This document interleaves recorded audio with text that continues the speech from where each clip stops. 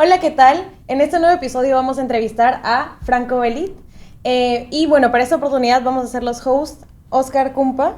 ¿Qué tal? Y quienes habla Ariana Mancilla. Y bueno, esta es la parte 1 de Conociendo Miembros de Internacia. Entonces, para conocer un poco la historia de Franco, quienes no lo conozcan tanto, él es funcionario del Servicio Diplomático de la República desde el 2016, de la República del Perú. Tiene experiencia en relaciones bilaterales, con énfasis en asuntos políticos, cooperación internacional, aspectos de seguridad y defensa y cooperación en medio ambiente. Y además, bueno, anteriormente, ¿no? Ha sido estudiante acá en la PUC, ha sido licenciado en Ciencia Política y tiene un máster en Relaciones Internacionales y Diplomacia de la ADP, Academia Diplomática Pérez de Cuéllar, y un máster en International Service de la American University. Entonces, a ver, este podcast se trata de un formato un poco más relajado. Queremos conocerlo un poco acerca de sus experiencias personales, cómo es que terminó llegando a la Academia Diplomática, cómo es que se formó también Internacia en un inicio, por qué. Entonces, Franco, tenía algunas dudas primero acerca de cómo es que te inclinaste por RI y sobre todo por qué decidiste estudiar Ciencia Política y al final terminar en la Academia. Claro. Bueno, en primer lugar, gracias, muchas gracias por invitarme. Bueno, como saben, yo fui parte del equipo fundador de Internacia, entonces me da mucho orgullo y mucha satisfacción que después de ya 14, 15 años, Internacia siga adelante, siga creciendo, tenga más difusión, más plataformas, más actividades, así que lo felicito por eso y encantado siempre de estar aquí con ustedes y ayudarlos. Para tu pregunta, bueno, desde que yo era niño, y era algo bastante como diferente en esa época, me gustaba mucho el tema de los países. Me encantaba, no sé, las banderas, los nombres de los países, dónde estaban, qué sé yo, y también la historia. O sea, desde que tenía 8 o 9 años, no sé, me enganché con la Segunda Guerra Mundial, comencé a leer un montón sobre eso, que era algo que normalmente pues un niño no sabe o no le interesa, pero siempre yo estuve muy cercano y luego ya me metí a la historia, pero ya en otras eras, en otras épocas. Entonces siempre sobre todo mi pubertad y mi adolescencia estuvo muy marcada por el interés por la historia universal y por los países. Pero claro, luego vino la pregunta, ya, ¿y qué hago con eso? O sea, ¿cómo puedo trasladar este interés, este gusto, esta pasión en algo, en una profesión, en algo que me lleve a ser profesional, ¿no? Entonces entraron las dudas ya cuarto de media, ya, ¿qué voy a estudiar? Y claro, obviamente la respuesta lógica era historia, pero y con todo respeto de los historiadores, que yo los aprecio mucho, los valoro mucho, pero para mí, o en mi personalidad, yo necesito algo que sea más, no solamente estudiar el pasado o analizar el pasado, que me parece súper importante, sino cómo eso proyectarlo hacia el presente y hacia el futuro, o sea, cómo llevarlo a la acción. Y claro, eso te acerca a lo que es hacer política en realidad, ¿no? Entonces, hacer política activa. Y ahí fue en donde justo coincidió de que en una de estas charlas vocacionales me enteré de que existía la carrera de Ciencia Política, porque en esa época era una carrera súper nueva. De hecho, cuando yo ingresé a la Católica, habían solo 2 o 3 promociones, era muy nueva. Y de hecho, o sea, en 2006, que fue cuando recibí mi primera charla vocacional, recién la carrera tenía un año de antigüedad, entonces era algo que no existía. Entonces, cuando vi la carrera de Ciencia Política, dije, bueno, esto de repente es por ahí es donde puedo yo desarrollar lo que me gusta. Y además, lo primero que hice cuando vi el brochure de la presentación salía, ¿no? Gestión pública, comunicación política, políticas comparadas y relaciones internacionales. Y eso fue como que, así como que lo vi y dije, esto es. Claro. Porque claramente dije, ok, ese es más o menos lo que siempre me ha gustado, pero ¿cómo lo proyecto? Y creo que cuando ya entré a facultad y todo, rápidamente me di cuenta que la elección había sido la correcta, porque los temas, los cursos, en la mayoría de casos eran los que me gustaban. Mi primera clase con Farid Cajat fue reveladora, me quedé así como... Esto es lo que yo necesito. O sea, sí, de verdad que, bueno, ya Farid, ya todos lo conocen. ¿El curso que le dictó Farid era de seguridad internacional? Primero llevamos Introducción a las Relaciones Internacionales. En letras. Ese fue mi primer curso con él. Y ya después llevé el de Seguridad Internacional. Y por lo menos unos 3 cursos recuerdo haber estado con él. Y Ah, claro, siempre suerte. su estilo y Bastante. todo me pareció súper. Y luego también, ahí nomás, poco después, creo que en segundo o tercer ciclo también conocí a Oscar, ¿no? A Oscar Villarte, también gran profesor, amigo, que además fue mi asesor de tesis y que también con un estilo diferente, pero también me acercó mucho a las relaciones internacionales. El profesor Javier Alcalde también fue otro de los mentores que tuve. Entonces, ya desde ahí, desde que estuve en facultad, siempre mi foco fue relaciones internacionales. Y fue, si no me equivoco, en el cuarto ciclo que comenzamos a pensar en la idea de crear una asociación, ¿no? Porque ya en esa época existía Politay, que era la como asociación estudiantil de ciencia política, pero estaba mucho más centrada en política interna, ¿no? Claro. Gestión pública. Para ¿no? adentro todo, ¿no? Claro, entonces por ahí sacaban una que otro artículo, volumen de relaciones internacionales, pero no era el espacio en donde podíamos nosotros explayarnos. Entonces ahí fue donde surgió la idea de, ok, deberíamos tener una asociación de relaciones internacionales, ¿no?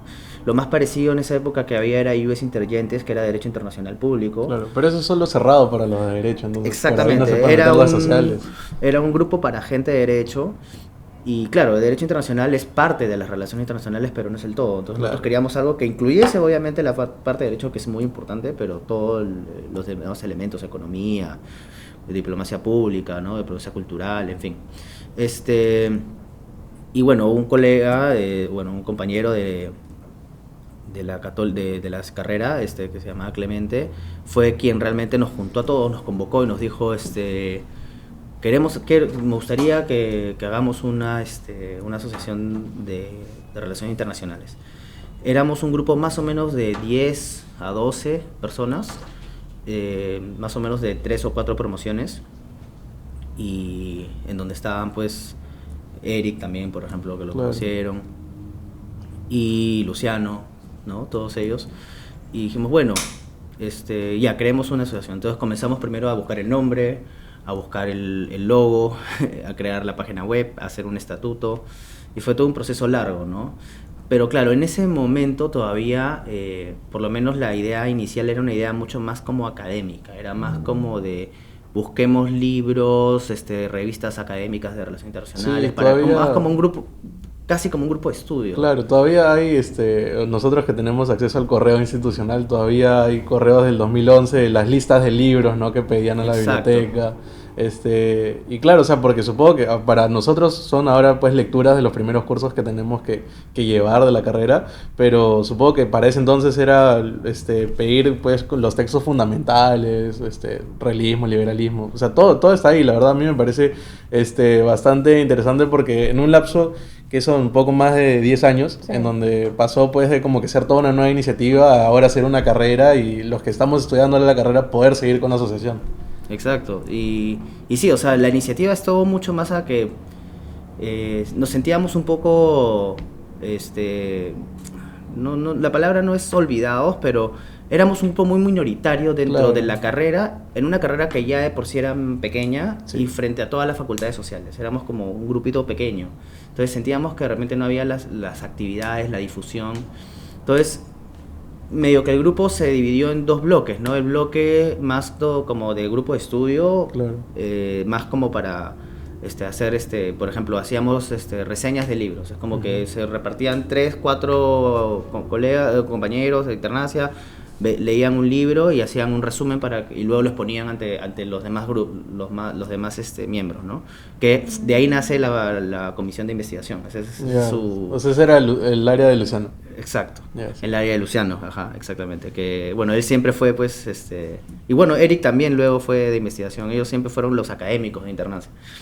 Y después y estaba el área más de eventos, o sea, el área más de proyección hacia afuera, ¿no? Claro. Entonces me acuerdo que se creó pues la de eventos, la de comunicación, que era la que se buscaba en esa época. Ya pues estaba el Facebook, YouTube, ¿no? Hacer una página web, o sea, que generar como los productos de proyección. Estaba la de la de cooperación interinstitucional, ¿no? Que era buscar puentes con otras asociaciones de la universidad y eventualmente también de otras universidades y eventualmente de otros países, ¿no? Que comenzó pues como algo muy pequeño. Y también con embajadas, me acuerdo que en esa época hicimos un evento interesante con las embajadas de la ASEAN, ¿no? Estaba la embajada, si no me equivoco, de Malasia, si no me equivoco, fue la que nos ayudó a organizar, pero hicimos un evento cultural en sociales bien bonito. Entonces, y obviamente todas se relacionaban entre sí, ¿no? Y bueno, estaban las más administrativas, ¿no? La administración y la tesorería. Entonces, era un grupo, como digo, pequeño, o sea, literal, éramos 12, 15 y de los 15, 5, 6 estábamos en el consejo directivo. Entonces era casi como éramos los 5, 6 y cada uno tenía uno más de apoyo, ¿no? Ya, claro. Pero el grupo creció súper rápido. O sea, creo que lo que nos ayudó mucho a agarrar tracción fue que en la segunda, tercera convocatoria comenzamos a atraer bastante gente. Y gente tanto de promociones más antiguas como de las promociones entrantes. Pero en ese momento todavía era solo ciencia política. Era solo ciencia política. Los primeros 2 años fueron solo ciencia política, pero dentro de todo nos fue bien y ya generamos una masa crítica de, no sé, de 20, de 25, por ahí, que ya comenzó a darnos más capacidad, ¿no? Recursos humanos para poder comenzar a hacer cosas más ambiciosas, ¿no? Entonces ahí comenzó ya a verse el tema del PUCMUN, por ejemplo, ¿no? Que en lo personal ese era mi meta, era quiero sacar adelante el modelo de Naciones Unidas en la Católica, porque justo el mismo año que creamos Internacia yo tuve la oportunidad, gracias a una amiga, de ir a un modelo de Naciones Unidas en Argentina. De hecho no era un modelo de Naciones Unidas, era un modelo EA. Pero bueno, es la misma dinámica, claro, solo que de OEA, ¿no es cierto? Exacto. Y para mí fue una experiencia alucinante, me encantó, dije, ¿cómo puede ser que no exista esto en el Perú? Y de hecho no había, porque solamente existían modelos de Naciones Unidas a nivel escolar, sí, pues, que lo organizaba AENU, que era una asociación más, digamos, creo que era interuniversitaria, pero su base estaba en la de Lima, ¿no? Y no habían 2 o 3 colegas de la Católica que estaban ahí, y también yo me junté con ellos, me entrevisté con ellos también para que me cuenten su experiencia de cómo era organizar modelos de Naciones Unidas a nivel escolar, pero mi idea era, hay que hacerlo a nivel universitario, ¿no? Y la Católica, pues siendo una universidad tan prestigiosa, tan grande, tan centrada en humanidades, pues debería ser la que lleve la vanguardia en este tipo de cosas. Y así fue como hicimos el primer modelo de Naciones Unidas en 2012, si no me equivoco. Sí, pues un año después de que se funda Internacia empieza el PUCMUN. Exacto, entonces y ahí fue donde me tocó a mí hacer el cargo de secretario general. Yeah. El primer modelo fue a nivel de Lima, o sea, fue católica, pero también convocamos a universidades de otros, pero de Lima, no recuerdo si... Porque luego ya en el segundo creo que sí se abrió todo el Perú, pero tuvo una acogida interesante. De hecho, para hacer un primer modelo tuvimos una cantidad importante de gente. ¿Cuántos comités tuvieron?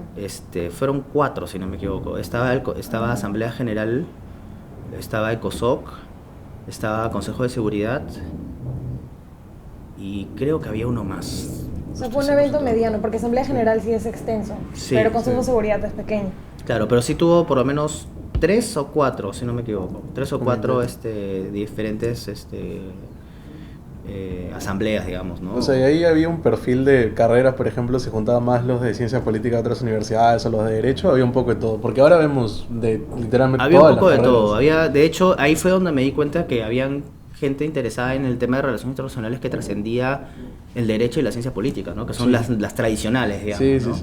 Sí. Había gente, bueno, obviamente economistas, pero también había gente de comunicaciones, por ejemplo, había gente que estudiaba periodismo, había gente, incluso por ahí uno que otro que venían de Facultad de Ciencias. Sí, es verdad. Y que luego yo me di cuenta de eso cuando ya llegué a la carrera diplomática, que efectivamente hay diplomáticos que son médicos, hay diplomáticos que son biólogos, hay diplomáticos que son ingenieros civiles, de arte. Sí, también artistas, hay músicos, filósofos, o sea, es una cuestión que uno, claro, tendería a pensar, sí, todos son abogados, o todos son internacionalistas, pero bueno, sí, es verdad que de los diplomáticos serán tal vez el 60 o 70% entre abogados y politólogos, pero dentro del otro 30, que no es poco, hay carreras súper variadas, ¿no? Sí, claro. Administración de empresas, en fin, hay de todo. Y eso mismo se vio reflejado pues en los modelos de Naciones Unidas, que había gente de otras carreras. Una pregunta sobre eso justamente, o sea, los porcentajes entre cuántos entran al ADP, cuántos son de Derecho y de Ingeniería.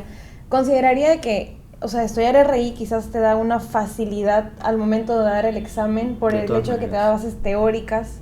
De todas maneras. Yo creo que, y no lo digo por, digamos, por pretencioso, sino yo creo que yo y todos los que estudiamos ciencia política y relaciones internacionales arrancamos con ventaja, ¿no? Es como cuando en una carrera de Fórmula 1 arrancas en el puesto número 1, puesto número 2. O sea, porque tenemos un bagaje académico mucho más nutrido y relacionado al tema. Y cuando comenzamos a estudiar en la digamos, hay escuelas preparatorias para el examen de ingreso, la mayoría de los temas son temas que ya conocíamos y que lo que estamos haciendo más que todo es recordar. Pero la gente que venía de otras carreras, muchos estaban completamente en la calle, ¿no? Y no porque, o sea, pueden ser muy hábiles, pero nunca lo habían estudiado, ¿no? Y eso se replica en la Academia Diplomática, porque la Academia Diplomática básicamente es una maestría en Relaciones Internacionales, con algunos elementos ya más particulares del servicio diplomático, pero en general es una maestría en Relaciones Internacionales. Entonces, los otros que ya veníamos a estudiar eso, ya, por ejemplo, todo lo que es realismo, liberalismo, constructivismo, esas cosas, para la gente que no lo ha estudiado nunca, es chino, como se dice. Claro, ¿no? Entonces, el dolor de cabeza que uno tuvo en la facultad recién lo ve en la maestría. Y sí, sobre todo, por ejemplo, en el curso de Ciencia Política o en el curso de Relaciones Internacionales, tuvimos profesores en la academia que eran un poco complejos, eran profesores más antiguos, con una escuela más conservadora, más tradicional, y que entenderlos era difícil. Entonces, los compañeros de mi promoción que no venían de ciencia política o de relaciones internacionales, sufrían porque les costaba mucho entender. Entonces, nosotros, que en mi promoción éramos 3 o 4, creo, de ciencia política, los ayudamos a ir como entendiendo estas teorías, ¿no? Entonces, sí, definitivamente, si uno quiere ser diplomático, o sea, si me preguntas, no sé, una sobrina, una prima menor o alguien, un amigo, me dice, que está saliendo del colegio o está en facultad de estudios generales y me dice, yo quiero ser diplomático, ¿qué estudiaría? Yo no tendría ninguna duda en decirle relaciones internacionales. Derecho internacional también. Pero creo que las relaciones internacionales te da una mirada un poco más amplia. Claro que sí, cubre mucho más. O sea, nosotros también en la facultad llevamos ahora 2 cursos de Derecho Internacional, entonces por ese lado como que también ya vamos con un conocimiento previo. Y por más de que creo que los profesores acá en la Cato se empeñan en decir no es una carrera netamente para diplomáticos, porque uno empieza en letras y dice, bueno, ¿cuál es el campo laboral más allá de la diplomacia? Y entonces con los que llevan el curso con Vidarte o con el profesor Adins, obviamente ahí les abren, ¿no? Todavía hay muchas oficinas de cooperación internacional, ONGs, otros organismos de gobierno, más allá de la diplomacia, pero aún así justo me acuerdo cuando terminamos de grabar el podcast con Farid Cajat, que aún así le hicimos una pregunta similar y sí nos dijo que los que estudiábamos relaciones internacionales y porque él conoce la malla de acá de la Cato, sí nos decía que salíamos bastante preparados como para entrar a la academia así. Sí. O sea, sí les doy la razón a los profesores en el sentido de que no hay que pensar que si estudias relaciones internacionales y no eres diplomático no tienes campo, porque en verdad sí hay otras cosas. Sí, claro. O sea, no, digamos, para que no tiene que ser como una restricción, pero más bien darle la vuelta al argumento de decir, si quieres ser diplomático, te va a ser más fácil o te va a ayudar más estudiar relaciones internacionales. Claro. ¿No? Creo que va más por ahí. Y bueno, de hecho, ya para pasar a la segunda parte, sigamos la primera pregunta, pero para justo pasar a la segunda parte, que tiene que ver de cómo elegí entrar al servicio diplomático. Yo, de hecho, cuando estaba en la facultad, no estaba muy seguro todavía. O sea, lo tenía como una opción, pero no era como la opción número 1. Obviamente, en una mirada de una persona de 22, 23 años, claro, tenía ciertas dudas sobre las características del servicio diplomático, ¿no? Que es un servicio jerárquico, ¿no? Sí. En donde sabes que vas a sí o sí vivir en el exterior gran parte de tu vida. Entonces, te ata a ciertas cosas que digamos, otro tipo de desempeños profesionales no, en donde uno tiene una libertad mucho más amplia de, pucha, si te cansaste de tal trabajo renuncias, sí, pues. O sabes que me quiero ir a otro país o me quiero quedar en Perú. Entonces, esas cosas que son dudas súper válidas y que son dudas que todos los que hemos elegido el servicio diplomático se hacen antes de ingresar, me hacían un poco dudar. Entonces comencé a pensar, bueno, ya, pero ¿en dónde voy? ¿A dónde voy? ¿No? Entonces, bueno, comencé a postular, de hecho, a la, no sé, a la comunidad andina, a embajadas, ¿no? Pero claro, todos eran, en ese momento, yo siempre estuve más orientado a trabajar en el sector público, Claro. no tanto, por ejemplo, no me llamaba, por ejemplo, el tema de ONGs, o no me llamaba el tema de, por ejemplo, asesorías a Empresas. multinacionales, ¿no? Claro. Que es una opción súper buena, y diría la mejor pagada de todas, pero Sí. pero Es no verdad. era lo mío en todo caso, ¿no? Y yo siempre tenía esta tendencia a decir, quiero que lo que yo haga sirva a que mi país sea mejor. Obviamente lo puedes hacer fuera del sector público, no tienes que trabajar en el Estado, pero tenía esa idea. Entonces era cómo poder conectar esas cosas. Entonces me acuerdo que hablé con mi abuelo, y a la vez también hablé con dos personas que del mundo de la política, y que conocían, ¿ya?, personas mucho más experimentadas, ¿no? En este mundo, y todos cuando me escucharon me decían, pero no pienses, o sea, la cosa está clara. Yo sé que te puede dar miedo, te puede dar dudas algunas cosas, pero o sea, tu vocación va por ahí. Sí. Entonces, justo dos amigos, también en colegios de la Católica, que son y de Internacia, ¿no? Carlos Viguerin, que estuvo con nosotros la otra Sí, vez, claro. y otro, Gary González y Mario Cateriano, los tres, justo me contaron, oye, estamos yendo a una charla de una academia preparatoria para ser diplomáticos, ¿no te animas? Fueron a una primera y me contaron que les encantó, vamos a una segunda. Entonces dije, ok, vamos. Fui con ellos y me gustó, me quedó, o sea, ahí nuevamente me resolvieron algunas dudas, y ya inicié el proceso, tomé la decisión, y creo que ha sido una de las mejores decisiones que tomé en mi vida, porque el servicio diplomático tiene sus cosas, digamos, no es que sea un paraíso, pero tiene cosas muy positivas también, pero creo que mi vocación y lo que me gusta hacer se conecta perfectamente con lo que hago ahí. Entonces, creo que más allá de las dificultades que puedan haber, como en cualquier carrera, fue la elección correcta, ¿no? A pesar de todo. Una Claro. consulta, ¿y esas charlas las da la misma ADP o las dan las preparatorias para la ADP? En esa época existían dos PRES, por decirlo Claro, así. Una claro, es la fundación de la academia, que sí es parte orgánica de la Academia Diplomática, y la otra era una privada que se llamaba Mentor Consultores, que no estoy seguro si sigue vigente, Ya no sigue vigente, me parece. ¿Sí? Sí. pero yo me preparé con Mentor. Y fui a las charlas de Mentor y me preparé con Mentor, pero digamos las dos eran muy buenas, las dos literal casi metían 50-50 en esto, pero lo que he escuchado así de últimas es que la fundación como que se ha consolidado más, y Mentor ha estado un poco más como en sub y baja, ¿no? Sobre todo creo que la pandemia creo que los golpeó a ellos. Entonces no sé, no quiero yo decirles vayan a esta o vayan a la otra, pero averigüen, pero digamos, en todo caso las dos en mi época eran muy buenas, y habría que ver cómo, y sé que la fundación sigue muy vigente, ¿no? Entonces Sí. Más bien, yo tenía una pregunta, porque, claro, está esta vocación del servicio, que ahora que viene la ADP, ¿no? A hacer su ciclo de charlas por todas las universidades, viene acá a la Cato, y lo que siempre más resaltan es que la motivación principal tiene que ser esa vocación de servicio para entrar al servicio, porque o sea, de hecho que mucha gente tiene otras motivaciones, ¿no? O sea, por ejemplo, les llama la atención de por sí solo ser como que diplomático, unos les gusta viajar mucho, pero uno, mientras se van enterando, es como que ya las personas van definiendo si es para ellos o no.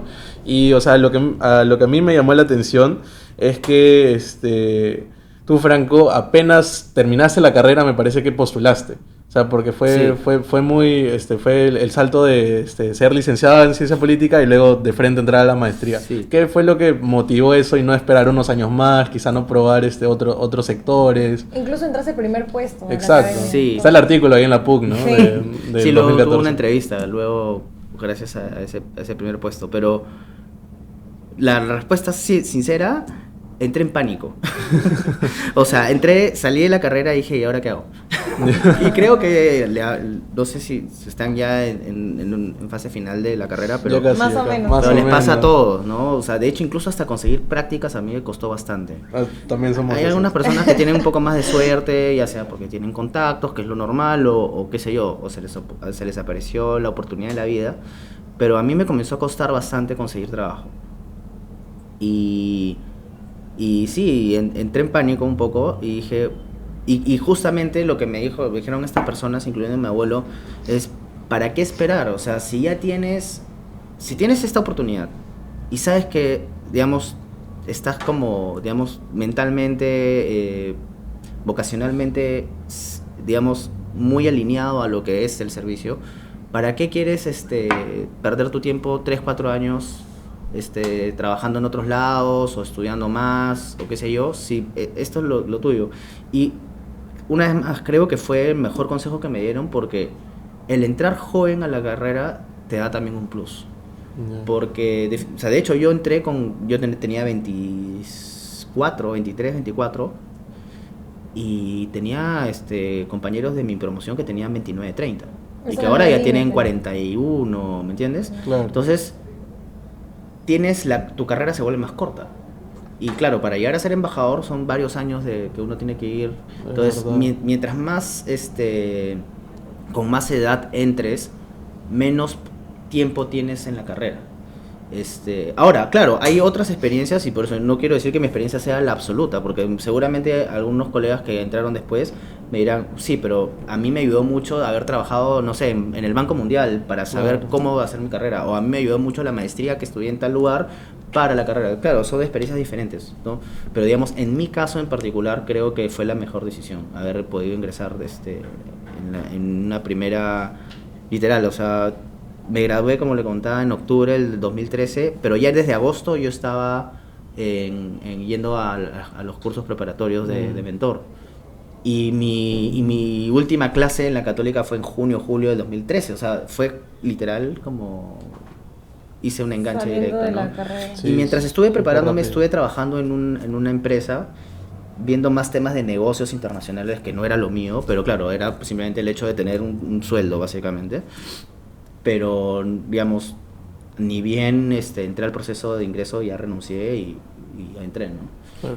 Y quizá para ver más esta parte que justo da el enganche de terminar la carrera y ingresar a la academia, también nos comentaste antes de empezar la entrevista que por ahí en esos tiempos también coincidió tu presidencia en Internacia, ¿no? Sí. Entonces, ¿cómo fue esa experiencia de casi como que ya no llevar clases, pero aún así estar presente en la asociación?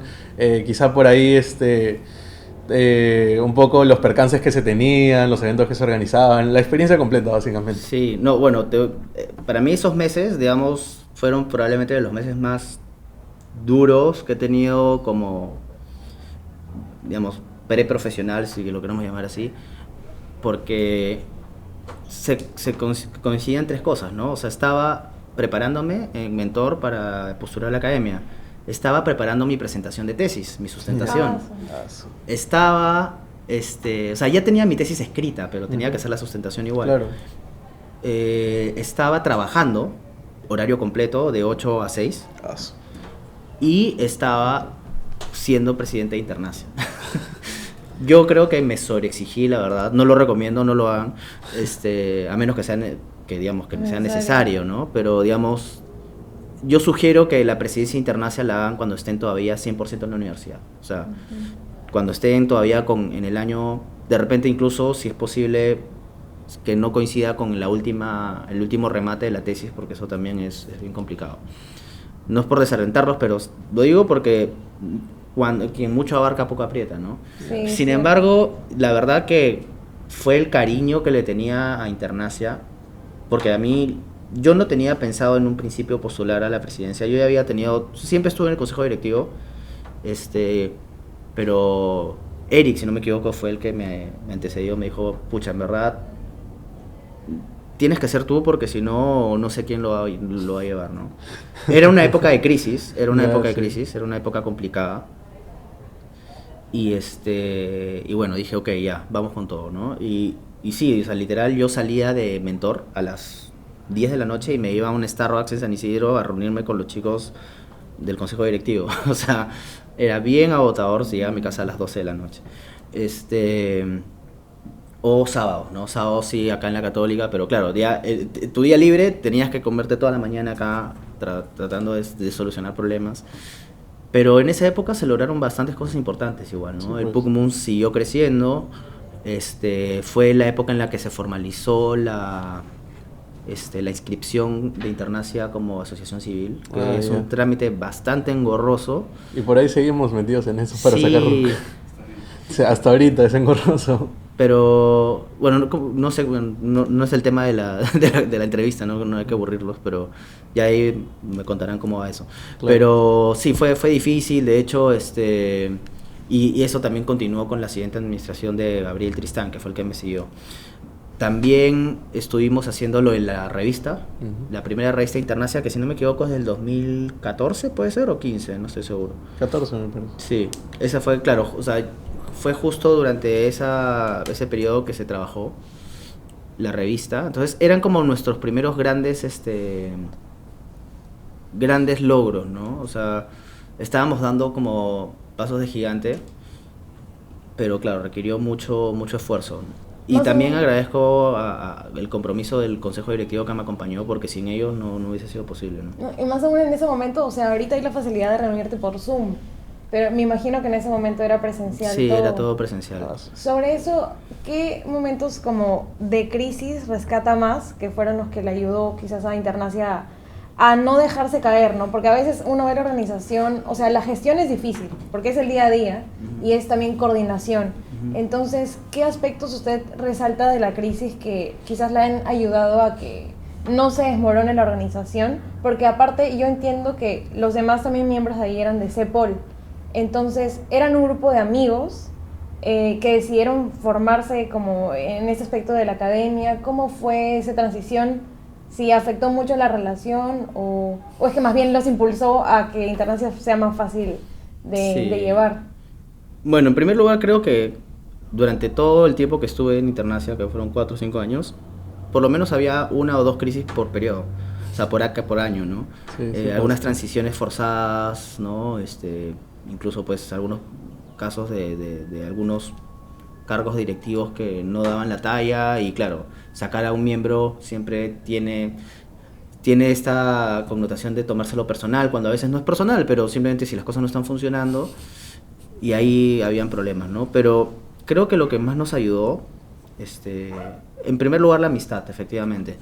En tantos años de estar ahí remando juntos, hice grandes amigos en Internacia, y creo que esa amistad y esa empatía que se genera hizo que muchos, incluso cansados, incluso como quien dice al borde de tirar la toalla, decían no, demos un poco más, no. Bueno, cuando yo era presidente era no abandonemos a Franco, cuando Eric no era presidente no abandonemos a Eric, o sea, no lo dejemos solo. Claro. Y era ayudémoslo a que esto no se caiga, ¿no? Y eso ayudaba bastante, o sea, que sobre todo el núcleo duro de Internacia sean amigos y personas comprometidas, y creo que eso es lo más importante, ¿no? El no rendirse al primer obstáculo, el no bajar la cabeza al primer evento que sale mal, si un evento sale mal, no estar buscando culpables, sino más bien como equipo decir, ok, ¿en qué fallamos todos? Claro. ¿Qué cosas se pueden mejorar? Y mucha comunicación, y eso creo que lo dije también en el día que tuvimos el conversatorio, ¿no? Lo peor que puede pasar es cuando la gente se guarda las cosas. Sí. Cuando comienzas uno a decir, ¿no? Guardar cosas, no decir. De repente alguien hace un comentario en una reunión que uno lo toma personal, pero se queda callado. Pero de repente esa persona no estaba pensando en atacarlo a él o nada, estaba hablando en general o qué sé yo. Pero uno se queda con ese resentimiento y lo guarda y eso va increyendo. Entonces luego llega un momento en que eso revienta y ya cuando revienta ya el daño está hecho, ¿no?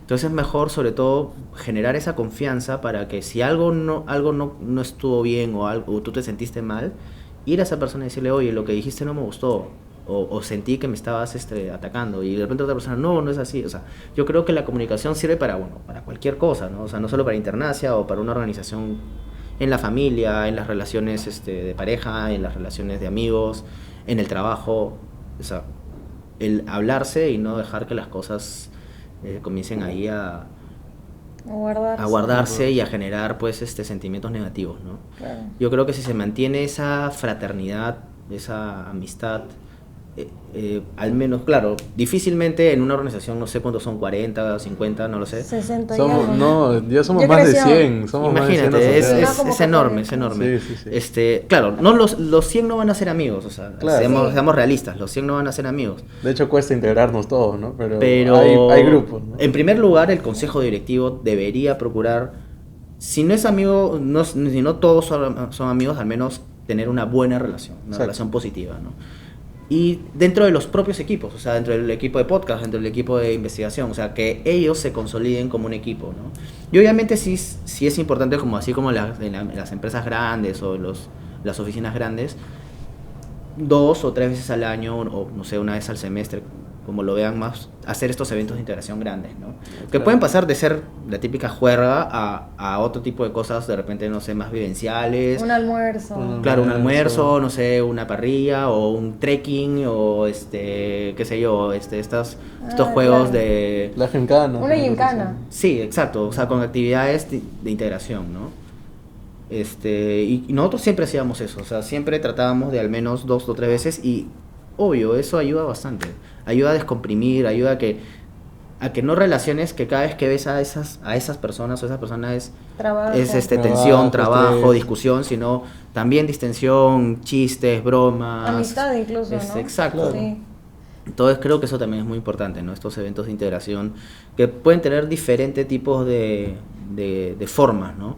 También incluso eventos académicos de integración, o sea, un poco yendo a la matriz de cómo se crea Internacia. O sea, por ejemplo, no necesariamente hacer un evento grandote en el auditorio para todo el mundo, sino traigamos a tal profesor, traigamos a tal académico, y juntemos a los 100 o los que puedan, no sé, a los que estén, No, 30, sí. 40, no sé, los que estén interesados y escuchen, ¿no? No sé, obviamente también dentro de las relaciones internacionales hay tantos temas, o sea, a algunos les gustará más la seguridad, a algunos les gustará Exacto. más medio ambiente, a otros les gustará más la diplomacia pública, la diplomacia cultural. Bueno, entonces podrían ir haciendo como de diferentes cosas, ¿no? Grupos de estudio. Grupos de Claro, estudio, grupos de ¿no? estudio. Desarrollo internacional, qué sé yo, no sé, Sí. hay tantas cosas que se pueden ver. Entonces así le dan un poco el gusto a los diferentes intereses que existen dentro de Internacia, ¿no? Claro. Y eso se puede hacer con encuestas. Haces una encuesta rápida en Google Forms y lo vas mandando ya, ¿qué tema quieren? Ta, ta, ta. Y no siempre necesariamente que sea todo lo que la mayoría pida, porque como en cualquier grupo humano, las minorías también importan, ¿no? Sí, pues. Ujú. ¿Y por qué se eligió el nombre Internacia? Es una duda que Uf. siempre he tenido. No, esa historia Ya- ya se conoce, esa historia. Sí, Internacia 101, esa. Sí, claro. el Esperanto, sí. Eso fue, no quiero quitarle el derecho a autor, no sé si fue Margarita o fue María, no lo sé. No quiero herir sentimientos de nadie, pero sí, porque de repente dicen, no, oye, yo fui, no, no fue él. Pero me acuerdo que fue en ese grupo y eso sí fue casi de saque, ¿no? O sea, tal vez en la tercera, cuarta reunión que tuvimos salió el nombre. Lo que sí me acuerdo es que yo estuve a cargo de hacer el logo. Y se mantiene el y logo. el font, ¿no? O sea, el Ajá. tipo de letra. Eso sí, Sí, lo pues. hice yo en Word. Ah, En Paint, pero no quedó muy sé. bien. Sí. O sea, ya antes era, digamos, el nombre era igual, pero el logo del mundo era diferente. Eso ya lo hicieron, no sé si fue el año siguiente, o sea, pero también se mantiene desde el 2013, por ahí. Ya. O sea, ese logo de ahí se mantiene desde hace ya varios años. Pero mejoró, de hecho, mejoró a la primera versión que yo hice, pero sí el font se quedó, ¿no? Pero sí, era, ¿cómo se dice internacional? Comenzamos a ver idiomas. Literal, me acuerdo una hojita donde estaban todos los idiomas y ahí estaba él esperando. Pero sí, así salió.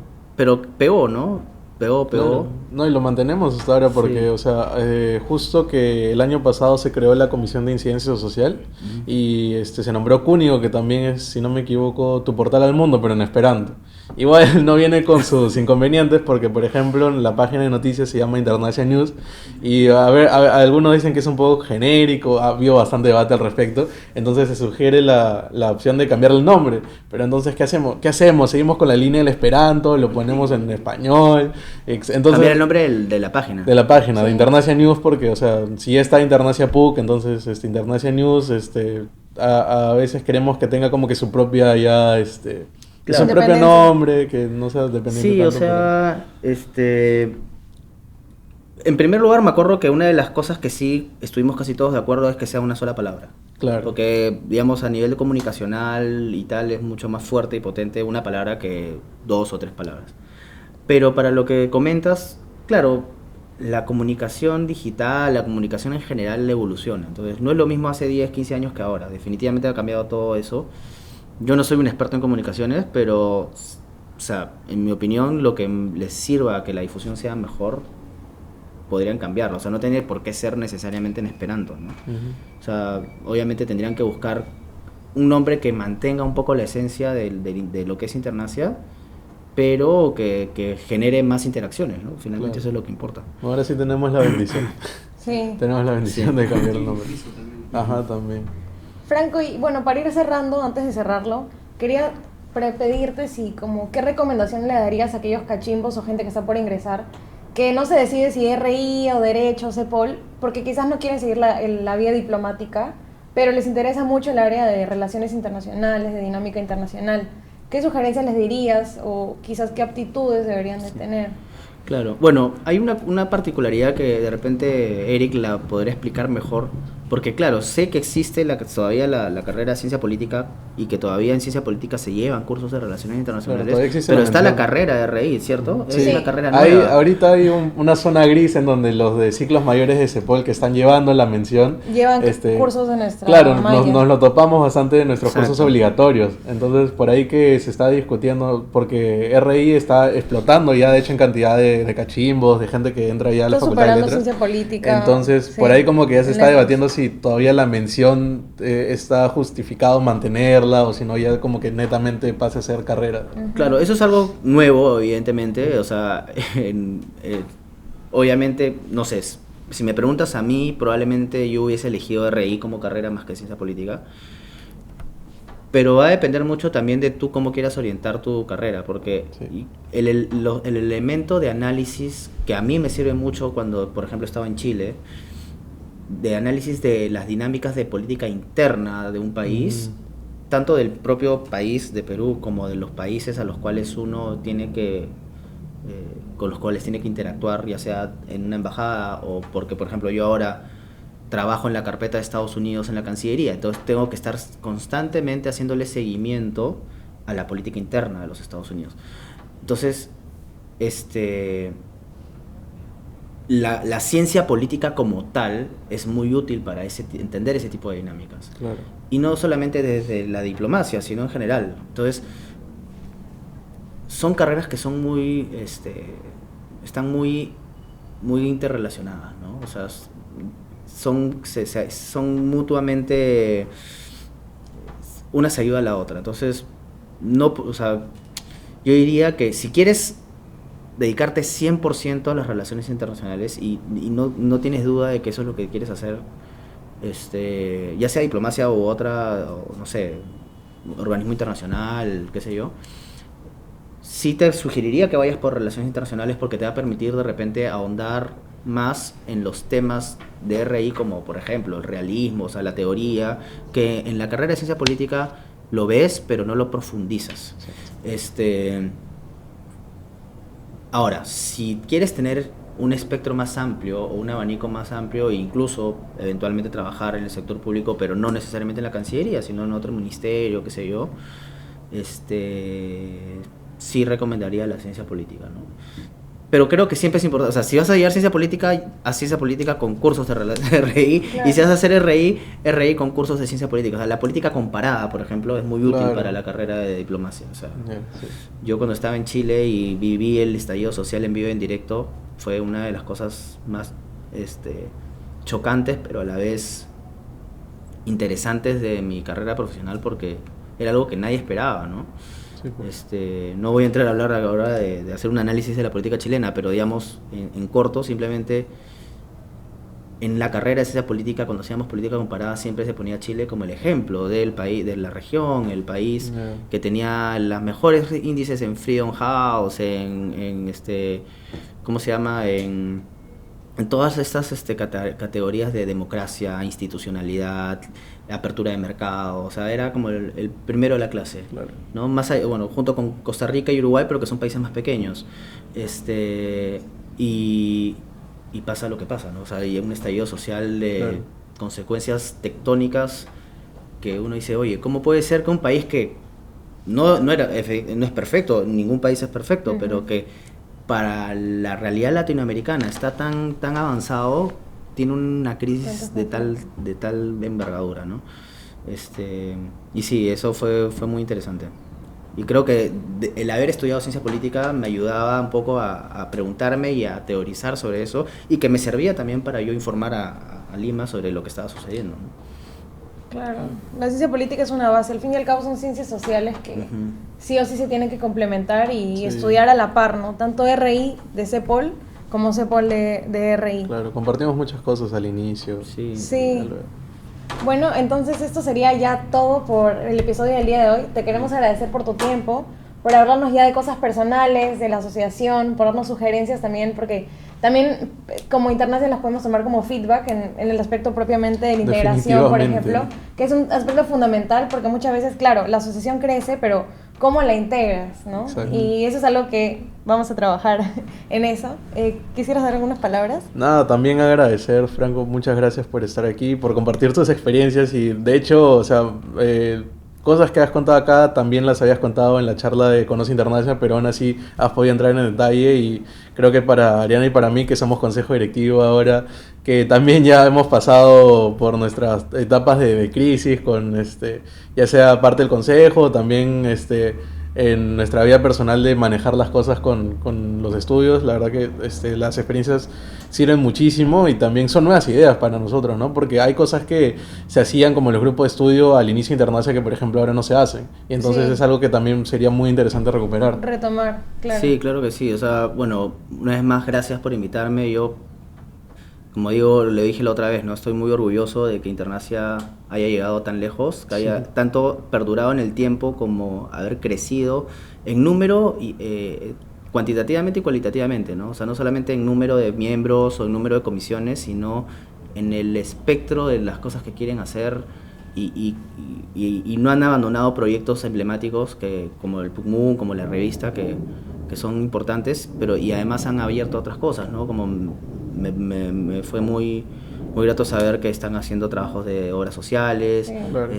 el podcast, en fin, o sea, los felicito por eso y también no se rindan, o sea, sigan remando, no crean, obstáculos van a haber dificultades, momentos complejos, pero gracias al empeño que personas como ustedes, como yo, como mis compañeros que estuvieron en mi época, hicimos, es que Internacia sigue acá después de 15 años y espero que sean muchos años más. Y creo que es un gran aporte a la comunidad universitaria, tanto de la católica como de las universidades peruanas. Así que, nada, sigan adelante. Muchísimas Y gracias. Muchas gracias. cuando necesiten que los pueda apoyar en cualquier otra cosa, me avisan. Gracias. Gracias, Franco. Bueno, entonces aquí se termina el video. No se olviden de seguirnos en TikTok, que estamos abriendo también, y ahorita en YouTube. Y bueno, un saludo. Gracias. Sí, chao.